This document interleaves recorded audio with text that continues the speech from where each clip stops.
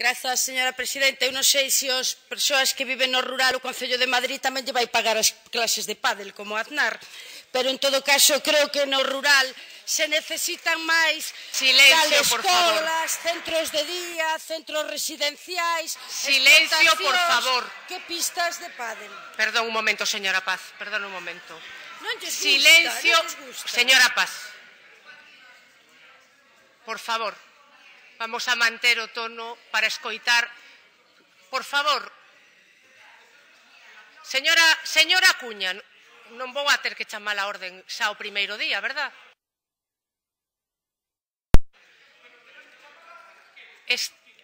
Estou a falar coa señora Paz. Sí. Ten a palabra, señora Paz. Gracias, señora presidenta. E Béfnei, na súa segunda intervención, nos diga eu falo de alimentos lácteos cando vostede queiran. Tuvo oportunidade e non o fixo, porque, mire, non se pode despachar o asunto de alimentos lácteos dicindo que vostedes apoiarán o proxecto se o sector cree no proxecto. Mire, vostede explicounos algunha vez onde están os cartos que lle deu a Xunta de Galiza a través de diversas vías a ese proxecto empresarial para facelo viable e que ni siquiera se utilizaron para pagar aos proveedores. Terá que vostede explicalo porque eran cartos de todos e vostede ten a obriga de mirar por eses cartos. Pasando de pesca, porque claro, vostedes aquí acusáronnos de non falar de pesca, claro, é que unha consellería que leva os dous sectores máis estratégicos do país, ter que resumilo en 10 minutos é un pouco complicado. Mire, entre os anos 2011 e 2012 foron moi negativos para o sector da pesca, tanto no extractivo, fundamentalmente polos topes autorizados de captura e polas cotas que xunto co incremento do prezo dos combustibles, entre outros, fixo moito dano neste sector.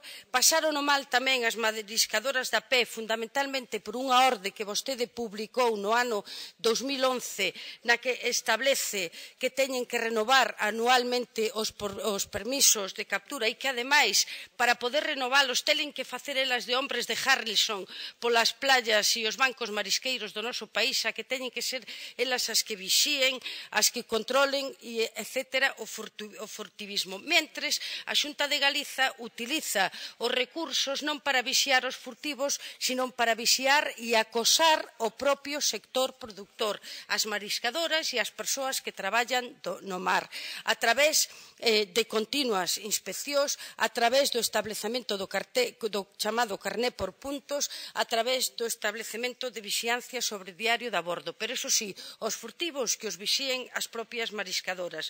O sector conserveiro tamén o pasou moi mal durante estes anos porque sufriu a deslocalización, perda de mercados e fundamentalmente pola falta de identificación do orixe dos seus produtos, que esa, por certo, é a doctrina do Partido Popular e da señora Carmen Fraga, e non hai máis que ver como se atopan empresas como Cuca e Alfageme. Pero para o 2013, desgraciadamente, a cuestión non vai mellorar moito, nin por propias decisións da Xunta de Galiza, xa que vostede, tal e como dixo na súa intervención, sigue apostando como gran viabilidade de futuro por a agricultura terrestre, fundamentalmente, que dixo que era a que tiña maior carácter de xeración de riqueza e de emprego. Riqueza pa quen?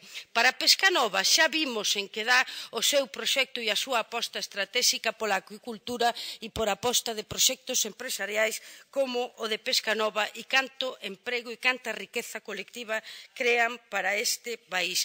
Non actúan vostedes sobre a conflictividade convocando as eleccións as cofrarías que na maioría dos casos teñen os mandatos máis que superados e son froito de gran conflictividade que non se convoquen esas eleccións. Señor Balseiro, mire, antes íbamos de Extremadura, pero este ano, cando foi esta conselleira, a de Galiza, acompañando o señor Arias Cañete para aprobar os tax e as cotas para este ano, votaron a favor. Vostede tamén, señora conselleira, e o que ocurre coas cotas para este ano é que se manteñen no mellor dos casos, pero os que se recortan sustancialmente a respecto de anos anteriores, como no caso de algunhas especies que non me dá tempo de falar agora mesmo. E da política, claro, é que me quedan 18 segundos, vostede ten tempo ilimitado. A respecto da política pesqueira común, vostedes non sei que negociaron, señor Balseiro, porque vostede parece que mide as cousas ao peso, pero o resultado da política pesqueira común é que se mantén o reparto de cotas anterior á entrada do Estado español e, polo tanto, non se ten en conta a nosa capacidade de captura. Non se contemplan as especificidades fundamentalmente da nosa frota artesanal. A normativa do palangre que se lle aplica aos galegos non se lle aplica a terceiros países, como no tema dos calendarios de descartes, que son absolutamente inasumíveis para o sector galego. E vostede que ten pensado facer ao respecto? Ainda non o dixo e xa esgotou vostede dúas das intervencións. Mire, con estas políticas de nada vale que vostedes veñan aquí a despois contarnos milongas. Vostedes presentan un plan de revitalización no rural que dice que van a mellorar a flexibilización horaria e a disposición do tempo libre no eido agrogandeiro. Despois de cargarse as cooperativas de sustitución, como pensan darlle tempo libre aos gandeiros? Taponando os tetos das vacas? Moitas grazas, señora Paz. Moitas grazas.